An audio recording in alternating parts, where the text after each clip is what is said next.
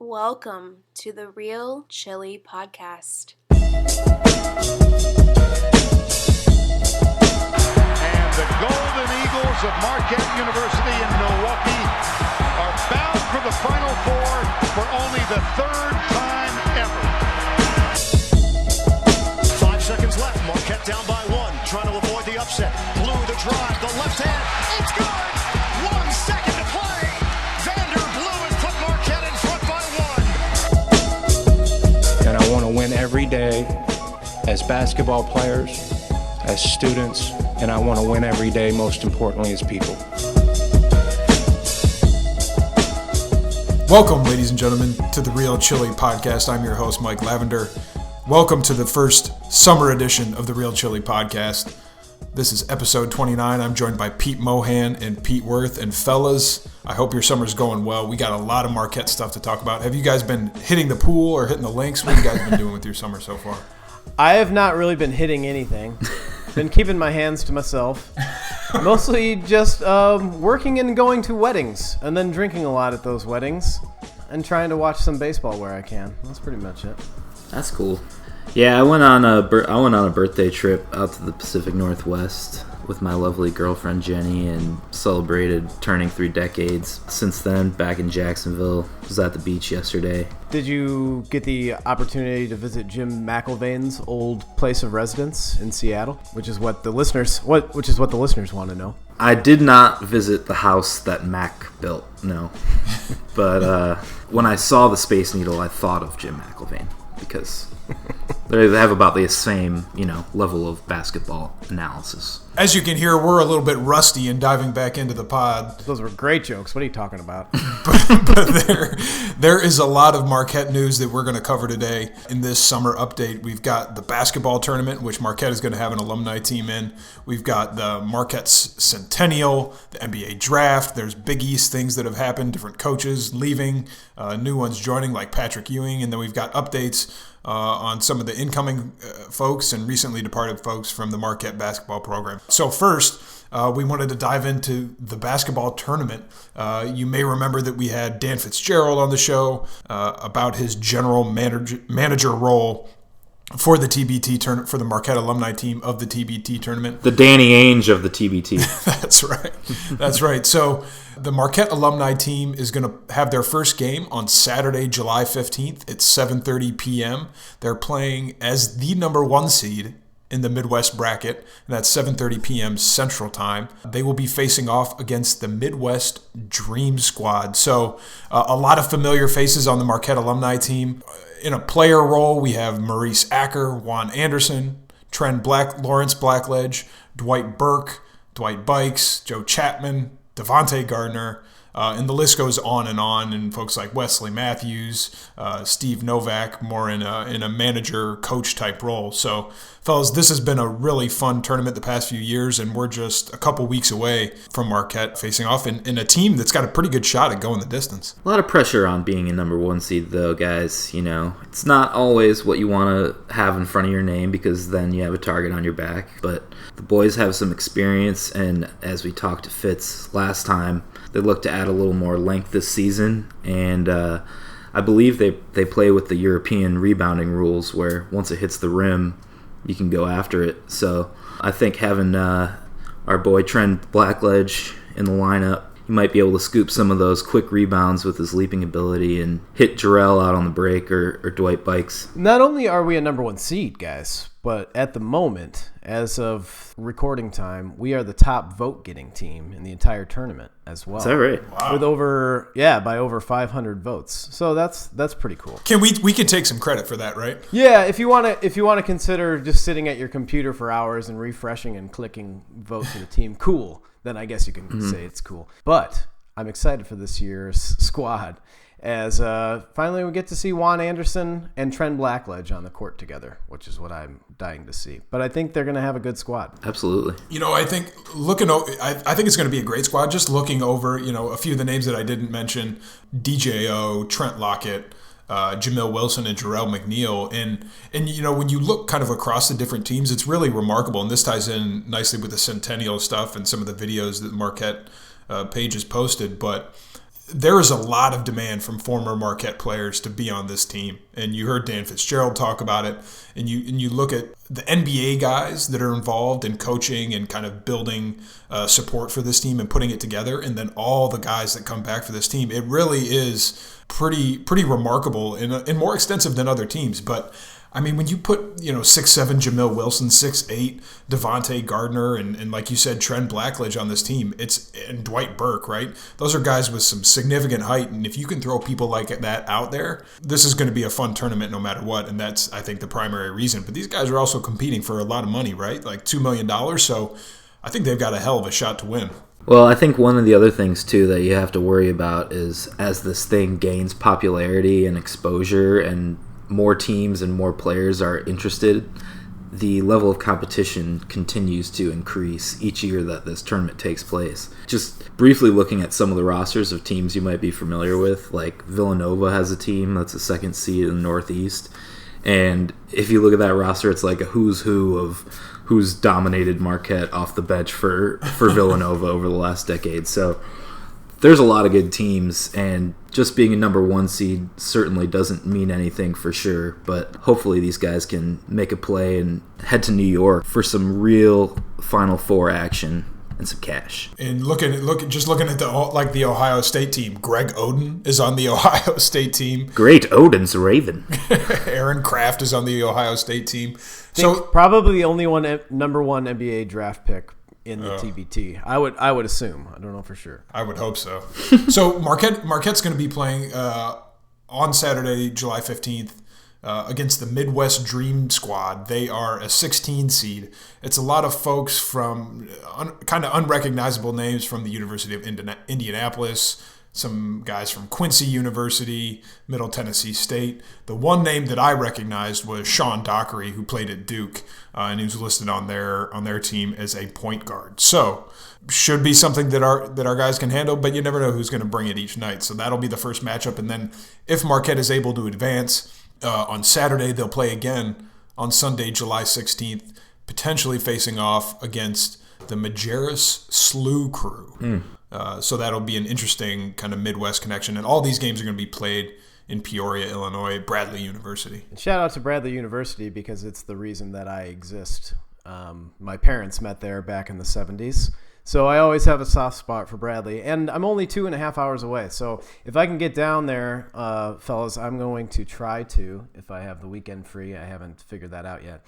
But it would be great to see some. But didn't they knock us out last year? Well, they did. And there's actually 2 Peoria teams in this tournament because the Peoria All-Stars just won the Jamboree, which, Pete, you were talking about how the tournament is gaining in popularity. So they had to add 4 teams in. They called it the Jamboree and did basically like a play-in game, a play-in tournament. I think for 4 teams to try to get into each, try to get the last team into each bracket or each region. 16 down to 4, yeah.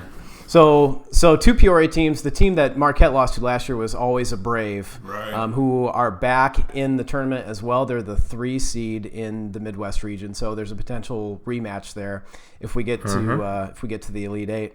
And Always a Brave has a guy by the name of Jerome Randall on their squad, Pac-10 Player of the Year at Cal back in 2009, I think, and also schooled me in high school for 3 years. When I was a freshman in high school, he stepped out on the court, and I didn't know that people could dribble like that. I was in my Catholic grade school league when it was a rude awakening. So anyway, a lot of good teams, a lot of recognizable players from over the years that you'll be able to see, and you'll be able to watch every game on the Watch ESPN app. For all the Marquette fans out there that think they don't have a chance of watching any of these games or seeing any of this action, like you do, like they're all going to be televised online. And it's fast-paced, high-level basketball with a really unique ending structure and rules. It's going to be exciting to watch in any round of this tournament because you're going to be seeing great players up and down these rosters. That's right. And not only are all the early games televised on Watch ESPN, right? You get some of the later games, I think, on actual like ESPN and ESPN2. But Pete, what you just talked about with the innovative ending, it's called the Elam ending, named after Nick Elam, a basketball fan and must be a huge analytics nerd from Dayton, Ohio.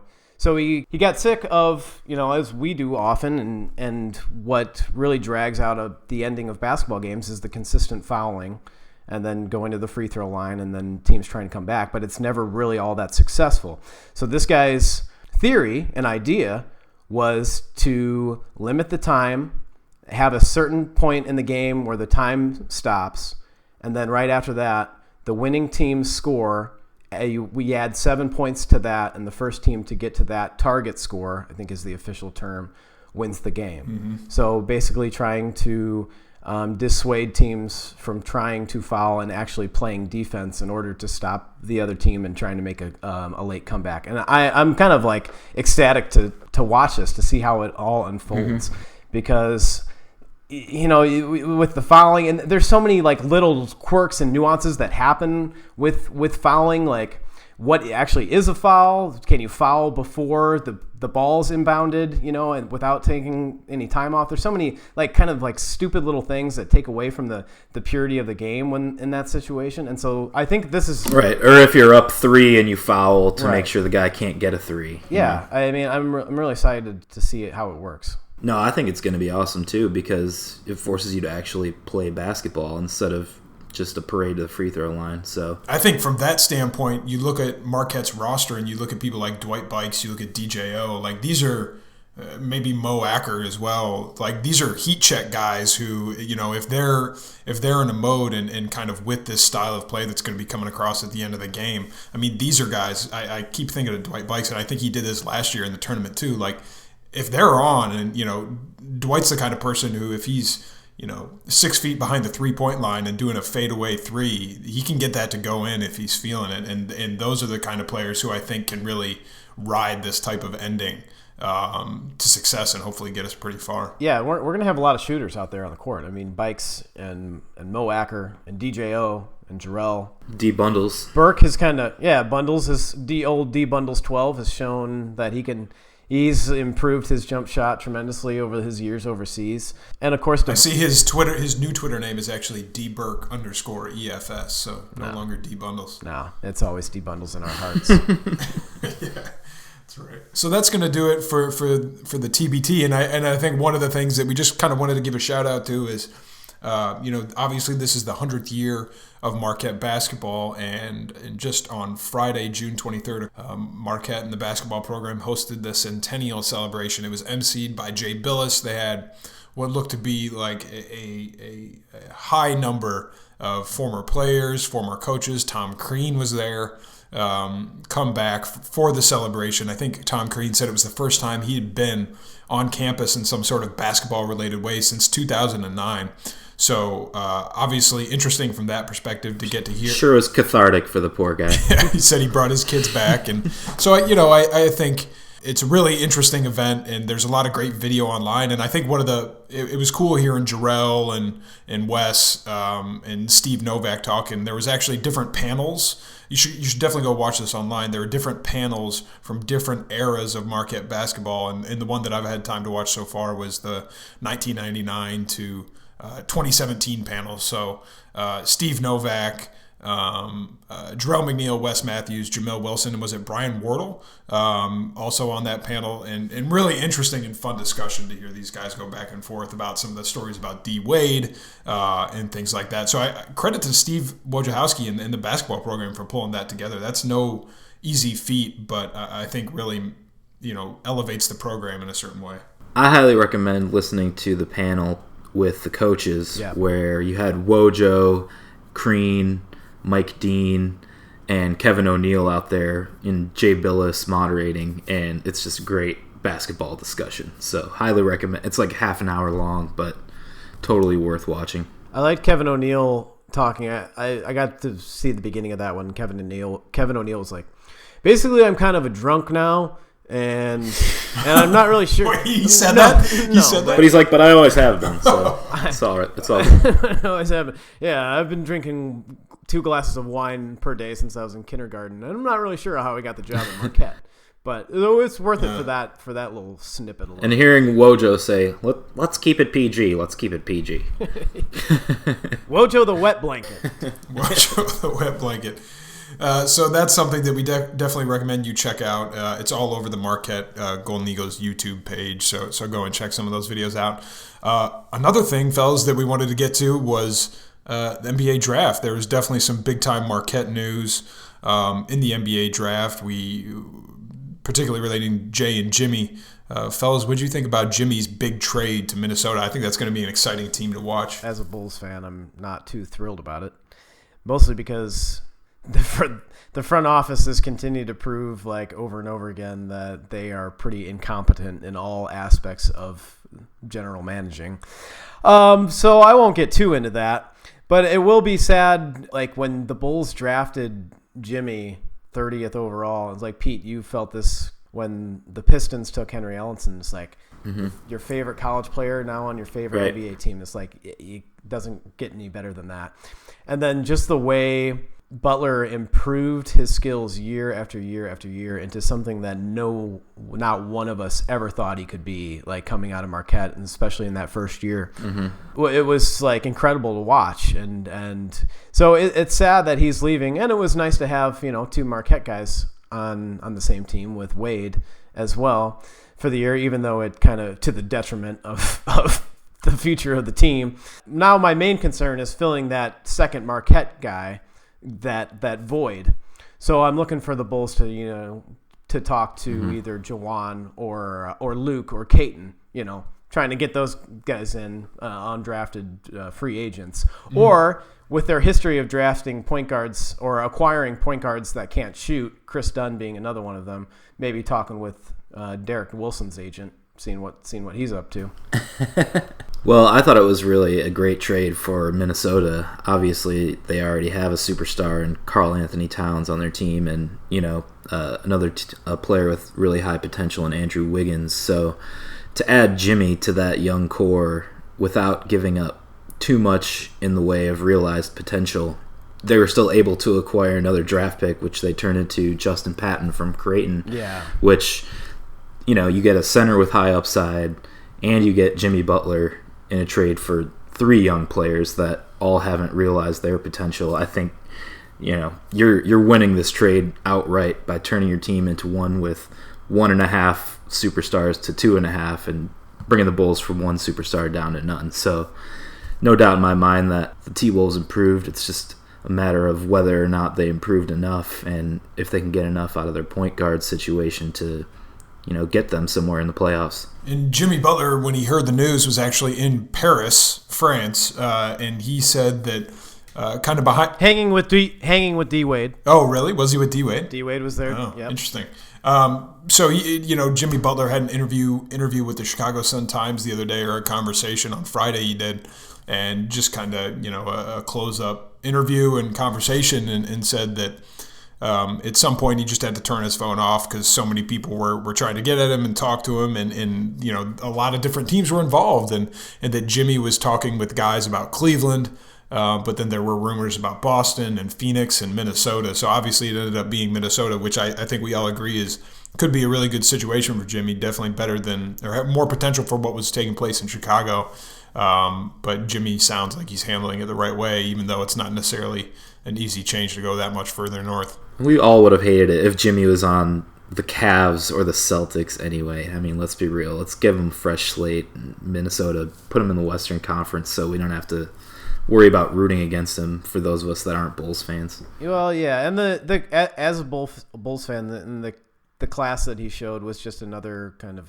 that Instagram post? Yeah, well, it's just indicative of like who Jimmy is as a person. And it just sucks, like, as a fan of the Bulls organization, that you have an all-star caliber player 3 years in a row in his prime, and like the front office is too incompetent in like scouting, decision making, PR, all of that, to try to at least build around him with competent players. Now they have to trade him for 3 question marks. Whenever you're trading an all-star, you're never going to get equal value in return, and it kind of sucks. And maybe Levine and Dunn will be pretty good, and maybe Markkanen will have a successful career, but I don't think any of them are going to be Jimmy Butler. But I think that's the other side of it too, is there's a lot of people saying they probably could have gotten a lot more for Jimmy, and I think we all agree, but it seemed like they just made a deal for the sake of making a deal. Yeah.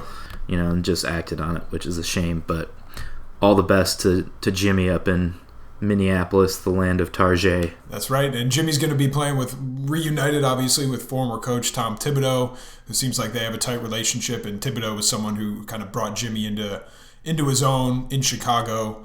So one more interesting point on the NBA draft related to Marquette. I think, Mohan, you did just mention that Juwan Johnson, Caton, and Luke, as of recording, are still undrafted, and summer league teams have yet to be announced. So, well, they're obviously undrafted. Well, they're obviously they're undrafted. Still unsigned. Right, unsigned, excuse me. An interesting point, Jay Crowder, still with Boston. He was the focus of a lot of potential trade rumors because he has potential starting quality and a relatively great contract. He's locked in at a pretty low rate, I think around $7 or $8 million for the next several years. But an interesting story being reported by a news outlet, WEEI Sports Radio, that Jay Crowder liked a series of tweets that were calling for his trade. We don't need to analyze Twitter any more than that, but when you have a player engaging in something like that where people are tweeting out that he should be traded and he's liking that, I think that's an interesting thing, and probably not much more we can add to that. But interesting to note. Yeah, well, if you remember, or I don't know if you guys saw this, kind of like in the middle, nearing the end of the NBA season last year, the Utah Jazz came into town to play the Celtics, and like the crowd gave kind of a raucous ovation to Gordon Hayward as it like trying to woo him over when he becomes a free agent. And Jay Crowder took quite offense to that and took to Twitter kind of admonishing the Celtics fans about it. That was kind of strike one. And so I really think that really soured Jay on Boston. I don't know. What do I really know about the situation? Probably not that much. From that being the second part of this story, I could see how and why that he might be unhappy there. Yeah. I mean, you could see from that standpoint, but like, how many other teams is Jay going to go to that are in a better situation than Boston? I mean, really? Yeah. Oh, and Gordon Hayward's better than him. Well, so it's hard to. Well, and then on top of that, Boston. They draft Jason Tatum. Yeah. Right. Exactly. So who's kind of at his position? Yeah. So writing's kind of on the wall for Jay. But Jay, I mean, don't get me wrong. I mean, Jay's a very good NBA player and a very good role player who would be a valuable piece on any team. So. Oh yeah. And certainly Boston's management and coaching staff appreciates everything Jay does on the team. I mean, he's a hard worker and really a great player. And you could look at his anger about that Gordon Hayward thing. It's like, that's just being a competitor, right? You don't want your fucking fans cheering for the opposing team, even if there is some like greater motive behind it. Like, come on. Well, he's your prototypical 3-and-D guy in the NBA, and then those are extremely valuable. Yeah, I just wanted to give a quick rundown, too, of guys that weren't drafted, but have signed on to teams either to play on their summer league or with some non-guaranteed deals. Josh Hart was drafted by the Lakers. Magic drafted him. Justin Patton, we mentioned, drafted 16th. Any other Big East players off the top of your guys' heads that got drafted? I don't think there were any other ones, but in addition to that, a couple Big East guys that signed on to other teams. Rodney Pryor was selected with the first overall pick in the Globies draft. Oh? He doesn't latch on with any summer league teams. Rodney Pryor will be a new member of the Harlem Globetrotters. So that's pretty cool. As to real players, no offense to Rodney. Guys you might be familiar with, like our good buddy Nigel Hayes from Wisconsin. He signed on with the Knicks. PJ Dozier of Destroying Us in the Tournament from South Carolina. He signed on with the Lakers. A fellow by the name of Deontay Burton, formerly of Marquette. He's on the Wolves now, so he'll be reunited with Jimmy. Were they on the same team, or did he come the year after Jimmy? I think he came the year because he was in Dwayne Wilson's year, or whatever, when Dwayne was injured that one year. Yep. A few good players signed on with the Wizards that you might be able to check out. Chris Jenkins of Villanova, Marcus Keene from Central Michigan, who I think was the leading scorer in the NCAA last year. So, I don't know. There's at least some guys with Marquette connections. Yeah. I'd like to see how Deontay does with the Wolves. That's cool. That's right. And so you mentioned Justin Patton from Creighton going 16 overall in the first round to the Minnesota Timberwolves, Josh Hart, went 30 overall, still in the first round to the Lakers. Some other names that Marquette fans would recognize, at least from this past season. DJ Wilson from the University of Michigan went 17 overall to the Milwaukee Bucks. Mm-hmm. Yeah, that's right. So that's he was a player that certainly torched us. And also, I'm seeing here that the Bucks picked up Bronson Koenig as an undrafted free agent as well. So that'll be fun to watch. I was a huge fan of DJ Wilson's as the season progressed, and especially through their run to the Big Ten tournament and their first few wins in the NCAA tournament. Like a guy that's 6'10", that has a really good three-point shot and is also that athletic. I think he's going to be a valuable piece for the Bucks. I like him a lot. Extremely valuable on the defensive end too. I think he can guard multiple positions. Another guy that we missed, Edmund Sumner from Xavier, went 52 overall, drafted by the Pelicans from Washington, and rights traded to the Pacers. Yeah. Sumner, obviously, he dealt with a lot of injuries in his time at Xavier. When he was right as one of the best scorers in the league, 6'6" point guard, you could tell that he had lottery potential if he did not get hurt. That's for sure.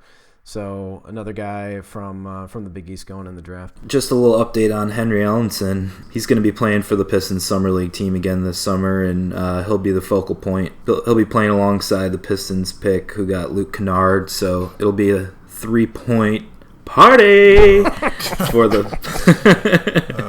for the Pistons Summer League team. If you want to buy the NBA Summer League Pass, best $7.99 you can spend in your entire life. So what's the over under on 3-point parties that Marquette has in the 2017-2018 season? I'm gonna make it. Keats on Urisworth. I'm gonna say 0 because that's how many times I'm gonna listen in to that broadcast. So we may have them, but it's not gonna be by that name. I don't know how you're supposed to predict a 3-point party, but prognostications of 3-point parties. 3-point parties are always spontaneous and fun, in my opinion. In my humble opinion. So just a couple other notes here to kind of start wrapping up. Joey Hauser, the Wisconsin basketball standout and younger brother of Sam Hauser, visited Marquette's campus recently. I think just a weekend or two ago. That's a good sign. I know Eric Pond, our co-conspirator here on the pod, is a big fan of the Silver Tuna, Joey Hauser. So he was going to give an update but couldn't make it on today. And then obviously some of the other news is that Theo John, Jamal Cain, Ike Eki are all on campus now. There's been some videos on social media and things like that of those guys enjoying the Centennial and getting in some workouts. And reports are that Harry Froling has already lost some weight and starting to get in better playing shape after his transfer. So I think we'll certainly be back later this summer with some more details on some of those fellas and talk a little bit about their games and how they can fit in the roster. But they're on campus and getting ready for the season already. Hopefully the students can keep them away from the Schrader Hall Italian Fiesta line as well. And because Froling, he had some weight issues at SMU, but he's been looking svelte and ready to dunk thunderously on Big East opponents this year. Full style. He's looked. Yes, svelte is the correct word. I've seen numerous Instagram posts of him shirtless on the Australian coastline. So I can only reason to deduce that means good things for the upcoming season. Absolutely. And one more thing we forgot to mention is that we've got a couple Big East coaching changes, right? We've got Chris Holtman, who is no longer with Butler and went to be the new Thad Matta at Ohio State University and then Georgetown. We haven't had time to adequately celebrate or condemn or talk about JT3's departure from Georgetown. Don't think we should celebrate it. No. So that feels like more of a comment on Patrick Ewing than JT3. No, it's on JT3 because the longer he's there, the more success we seem to have against Georgetown. I think I'm looking at it from a Big East perspective. We need the Big East to stop sucking and just being Villanova and everybody else. And Georgetown's a good candidate for that, although we'll see about Ewing. Yeah, nobody knows how good Patrick Ewing will be as a coach, but I'm sure he'll at least have some recruiting cachet out there. Just with his name and his connection with the school and having the Jordan brand and everything that comes along with the Big East. I mean, the guy's definitely going to be able to bring in some talented bigs to come learn underneath his tutelage. So, I'm sure the great Georgetown tradition of Big Men U will continue. It's just a matter of, can he be a complete coach and lead Georgetown to actually be a force on the national scene? That remains to be seen. If he's a better coach than he is an actor, then he'll be on his way. That probably won't be very hard to do, actually. First Monstar in the league as a coach. Well, folks, that's going to do it for us here today at the Real Chili Podcast, fellas. I don't know if you have any parting words that you want to offer, but we did want to jump on and give you a brief summer update. We'll be back later this summer. Fellas, any final thoughts before we jump off here? I just want to say that happy birthday, Marquette basketball, for 100 great years. And, it's a big birthday, but obviously the 101st birthday is the most important one, in which each player and member of staff receives a Dalmatian. and then a much worse Dalmatian in the 102 years. That movie sucked. My final thought is, in the doldrums of the summertime for Marquette fans, there's a lot of content out there now. So the TBT's coming up. Go and watch all of these Centennial Hoopla videos. They're all going to be great. I saw about snippets of kind of like each one. I watched about just a few minutes of each, but from the players back from the 70s all the way up through the 90s, and then the coaches panels, and then they have one with kind of like a press conference style one with Jarrell and one with Wes, and Dwayne Wade had his own personal video, that was just like a 3-minute one, but it was very good and very motivating, getting you ready for the season. And, of course, this episode of the Real Chili Podcast. So get your Marquette fix in. And in your spare time, look for the Fox Sports Arizona video about the foul ball going up into the booth and almost hitting Brian Henry in the face. That's right. Plenty of good content out there to hold you over until we start to get news about the upcoming season's schedule and all the good tidbits, and then eventually Marquette Madness in October. So that's going to do it for us here today at the Real Chili Podcast. Hope your summer is going as well as ours. Signing off for Pete Mohan and Pete Worth, and of course Brian Henry and Eric Pond, who couldn't be here today. I'm Mike Lavender. Thanks so much for listening. We'll talk to you next time here on the Real Chili Podcast. This land is your land, and this land is my land. From the California to the New York Island, from the Redwood Forest to the Gulf Stream waters, this land was made for you and me. As I went a-walking that ribbon of highway, I saw above me that endless skyway, saw below me that golden valley. This land was made for you and me.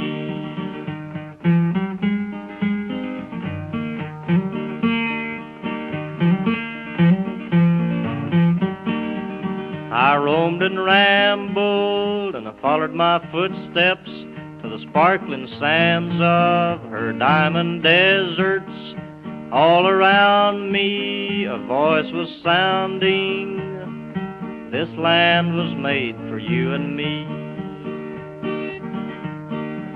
When the sun comes shining, then I was strolling, and the wheat fields waving, and the dust clouds rolling. The voice was chanting as the fog was lifting, this land was made for you and me. This land is your land, and this land is my land. From California to the New York Island, from Redwood Forest to the Gulf Stream waters, this land was made for you and me. When the sun comes shining, then I was strolling, and the wheat fields waving, the dust clouds rolling, the voice coming chanting, and the fog was lifting. This land was made for you and me.